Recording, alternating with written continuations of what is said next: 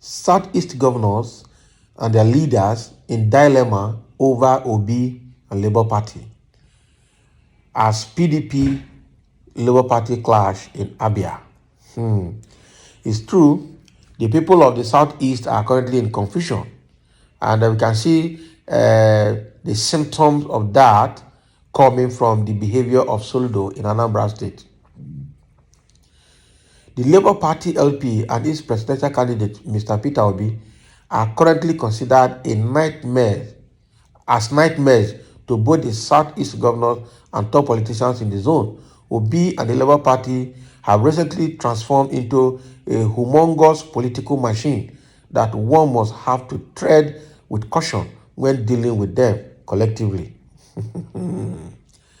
About 2 months ago, former Imo State Governor, Right Honorable Emeka Hedioha, while on the invitation of his Mbise people to facilitate with them in their celebration of New Yam Festival in Accra, Ghana, had innocuously called on the Southeast members of the PDP to vote for PDP. He was thereafter let loose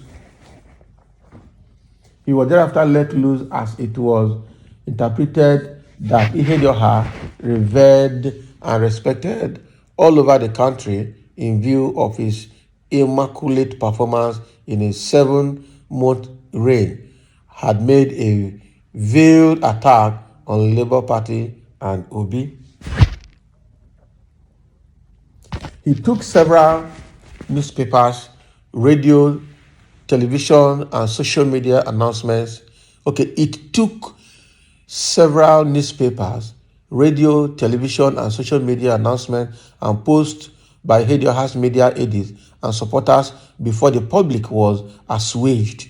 Even the former deputy speaker of the Federal House of Representatives had to make a well-advertised appearance on China's television where he apologized, insisting his intentions were largely misconstrued. It was the first time in his more than 25 years political career, Ihedioha, who is not given to frivolities, would be caught on the wrong foot. The entire Abia state in the last 1 week had been agog discussing what was alleged to be an affront of the PDP-led government that attempted to disrupt the proposed flag-off campaign of the LP's governorship candidate, Dr. Alex Oti in Aba, the Southeast Commercial Hub, built for Tuesday, November 10, 2022. In a press release made available to Business Hallmark, the Alex Oti Campaign Council frowned at some press statements credited to Abia State government, which the LP termed as disrupting its campaign rally of Thursday, November 10, 2022 at Ngwa High School, Aba. According to the statement signed by Iheanacho Obioma, state coordinator of the Alex Oti Campaign Council, the press statement said to have emanated from the Abia State government was replete with infantile emotional blackmail. The Labour Party stated that the school venue for the event was on mid-term break, which was one of the things it took into consideration before the date was chosen. The LP equally observed that the owners and management of the facility were in a better position to comprehend the issues at hand than the Abia State government, hence their approval for the party to make use of the area. So it therefore accused the PDP in Abia State of hypocrisy, pointing out that the Abia PDP had held similar rallies a few days ago at Osusu, Amaokwa, and Omakatawo Primary School in Obingwa local government area, while schools were in session. It added, does this not show hypocrisy and double speak by the same government? Our party had applied to use the Aba Township Stadium Enyimba Stadium, but the Abia State government turned down our request on the grounds that the pitch is a synthetic turf and thus will be destroyed if we held our rally there. Can you imagine? Our governorship candidate Alex Oti has repeatedly proven his love for education. Hence, he runs the most professionally organized and sustainable undergraduate scholarship scheme for indigenous students in Abia. Unlike the present government that continues to superintend the deaccreditation and destruction of our academic institutions. Therefore, the government insulting pretense of love for education and welfare of Abia students is both hypocritical and provocative. It concluded thus: the government's false alarm and the negative publicity it is giving to our planned rally is a well thought out fraudulent strategy aimed at causing confusion amongst our supporters with the intention of scaring them away from the rally. It is a repeat of the devilish 2015 campaign strategy of the PDP, which failed then and will fail again this time. It will be recalled that the Abia State government, through the Ministry of Basic Education, had written to the state chairman of the Labour Party to find an alternative venue for the party's rally, noting that the rally, if held at the venue, had every capacity to disrupt the academic calendar of the school. The Commissioner for Basic Education, Ukurok Emma, said it has come to the notice of the Ministry of Basic Education that you intend to hold a political rally in the above-mentioned school. While wishing you well in your political activities, may I please advise that you look for another venue for the date you have chosen. Thursday, November 10, 2022 is a school day and Abia schools are in session. In Abia, we do not compromise on the welfare and well-being of our pupils. This proposed rally will definitely disrupt the academic calendar, as learning and political rally cannot go on side by side. Your program could have been considered if it were a non-school day or during the holidays when schools are not in session. The use of Ngwa High School for a political rally on Thursday, November 10, 2022 is therefore denied.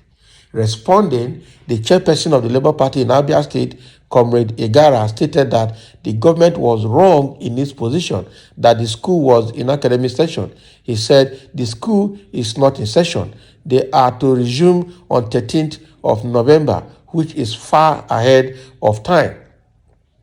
The Ngwa High School, Aba, where the rally was scheduled to hold, is a private institution owned by the Anglican Church, and that the party obtained the approval of the school management before fixing the date for the rally.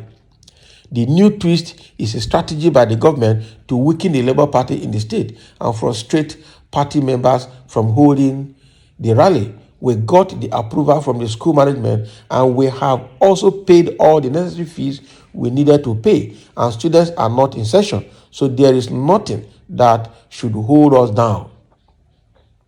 Indeed, there were official government announcements banning use of public school facilities, stadiums, and other public places in the state for campaign rallies in Abia State. A statement signed by the Commissioner of Information, Eze Chikamnayo, last Tuesday said no politician or group will be allowed to make use of the school facilities, stadiums, and other public places in the state without the consent of the governor. The statement read, it has been brought to the notice of government that some misguided political parties are now embarking on the willful invasion of school facilities, stadiums, and valuable public premises across the state, all in the name of holding rallies and political campaigns. Whereas the Abia State government, as a staunch promoter of participatory democracy and democratic freedoms, will continue to give necessary support to all citizens to exercise their right. It must be pointed out that the enjoyment of such constitutional rights must be conducted within the ambit of the law. Oh boy. So this is what is happening in Abia State, all right, where the government is playing lip service and hypocrisy to supporting democratic process, but in practice, that is not what is happening. And a case in hand here is now a case of Labour Party wanting to use the Ngwa High School field owned by the Baptist organization. Unfortunately, the Abia State government denied them access and giving all excuses. Meanwhile, all of these points were already considered by Labour Party before approaching the authority of the school, and the school gave them approval and gave them asked them what to pay, and they have paid all of that. So this again is another tactic for making sure that Labour Party does not have their rally as planned across the country. The same thing, Lagos State wanted to stop Labour Party from rallying during the 2 million man march in Lagos. In Benin, Edo State government denied the Labour Party of using Ogbe Stadium for their rally. In Ebonyi State 3 days ago, the Ebonyi State government denied Labour Party of the local government a premises where they were supposed to go and do their rally. And now in Abia State, in Aba, the same sitting government again in Abia State denied Labour Party of access. Where are we going? Now, the same Labour Party wanted to do 1 million man march in Kaduna. Governor Nasser El-Rufai of Kaduna State stopped it, asked police not to allow any rally, say it will affect the security of the state. When are we going to stop this politics of violence? And we play lip service to supporting democratic process, but that is not what is done in practice. How can we continue like this as a country? This is just too much. This is just too much, because Labour Party is making a very serious wave now that nobody can comprehend, and that is why almost all the southeastern governors are in a dilemma. Everybody state is confused. Now Abia State is confused. Anambra State, Soludo is confused, and a lot of other states in the southeast are confused. How long will this continue? And it's beyond southeastern region now. It's almost across all the country.